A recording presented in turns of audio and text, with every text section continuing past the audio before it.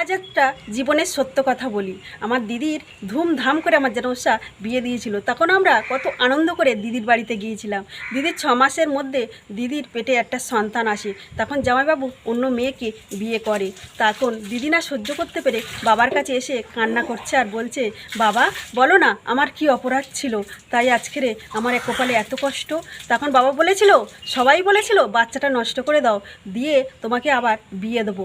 কিন্তু দিদি রাজি হয়নি, বাচ্চাটা নষ্ট করেনি। সেদিনকে দিদির দেখেছি ডুগডু ডুগরে কাঁদতে, বাচ্চাকে জড়িয়ে কাঁদতে, আমি দিদিকে চিৎকার করে কাঁদতে দেখেছি। তাই সেদিনের ফল আজকের ভগবান হয়তো চেয়ে রেখেছে। যেদিনকে বাচ্চাটা বড় হলো, আজকের স্কুলের টিচার হয়েছে, এত জ্বালা যন্ত্রণার পরে আজ দিদি একটু সুখের মুখ দেখেছে।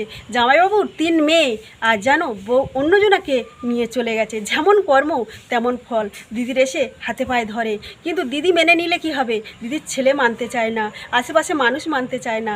তোমরা বলে দাও কি করবে আমার দিদি? দিদি আমাকে ফোন করে কাঁদে যে স্বামীর জন্য মন কাঁদে, কিন্তু আমি কি করব, ছেলে মানছে না। তোমরা একটু বলতে পারো আমার দিদি মেনে নেবে না ছেড়ে দেবে?